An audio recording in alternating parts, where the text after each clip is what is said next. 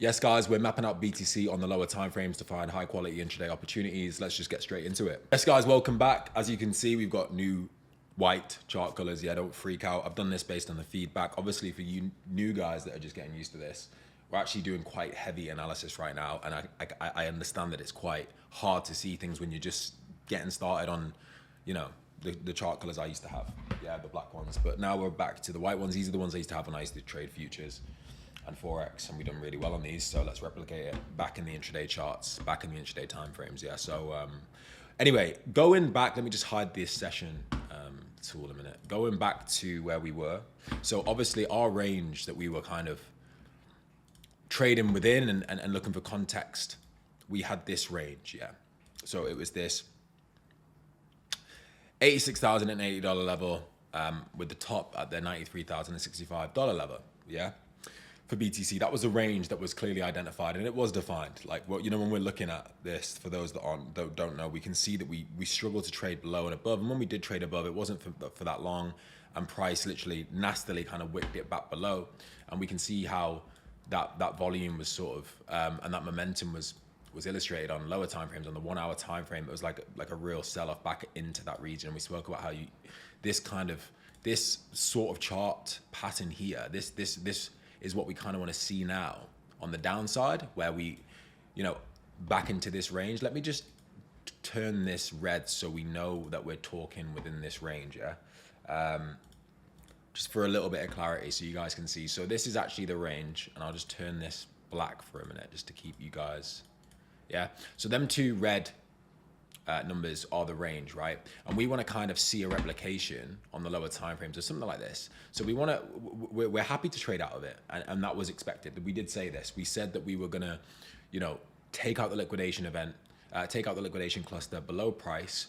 We said that there was gonna, I literally said this was gonna happen because, and this is really important. So these volume profile indicators are brilliant, yeah, because essentially what happens is you can see that the volume profile comes more dense and thicker and wider, and then you have the POC, which this is essentially I just say it's the place where, in what the volumes sort of register in, the place where the most amount of volume and trading and most dense liquidity is, yeah. So you're gonna see price get magnetized towards there. You may see price consolidate there, and you may see a lot of order accumulation happening around these price points.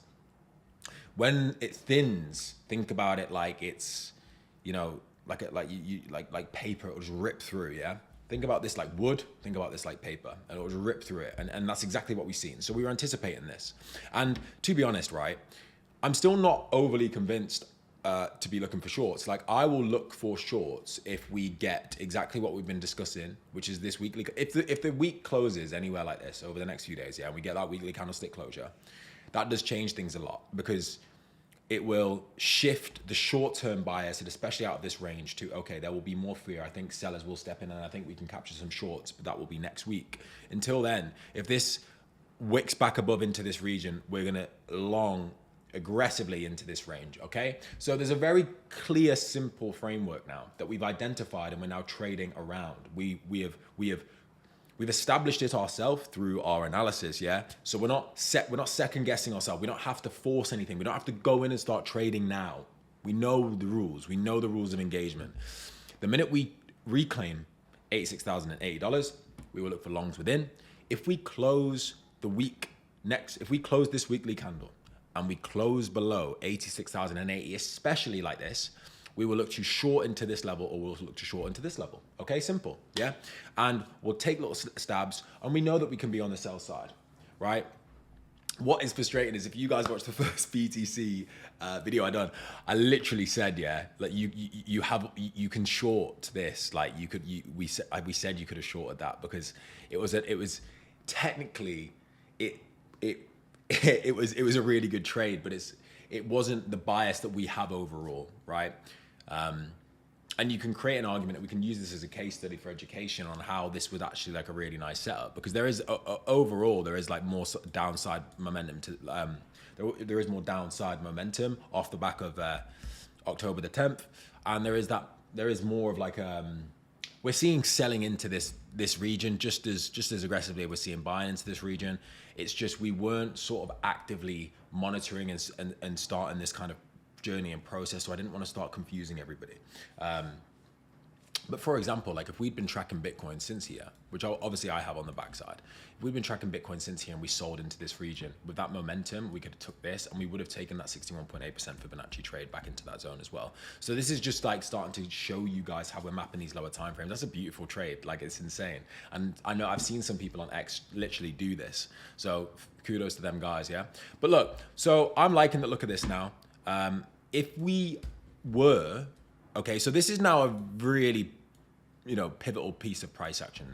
This is where, the market has decided in the short term we're going to trade lower. A lot of buyers stepped out, a lot of sellers stepped in.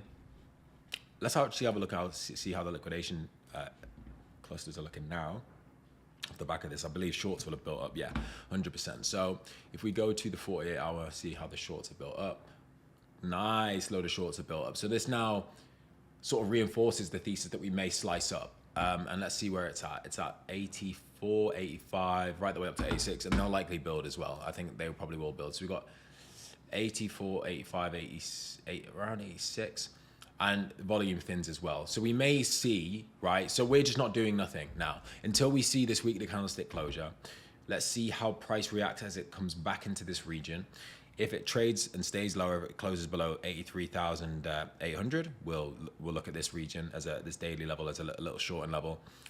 If we get aligned confluence, we have to do more than just shorting at that level, and I'll explain as it comes, don't worry. But obviously as well, what you can't ignore is this beautiful potential setup, which may arise, and it's a nice pullback into this region. This is if we close below the week. So if we close under this week and we get this weekly closure below this piece of price action here, right?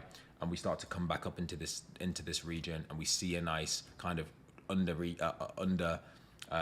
a deviation this way, we'll look to short down in here. But we've got to wait and see how the price action unfolds. But now you're starting to see how we're mapping this out, it's patience. A lot of people will be trying to jump in and out of trades here. You don't need to do that. Like, we're literally just like allowing price action to do allowing price action to tell us what the overarching bias is. We're now out the range, currently trading out the range, right?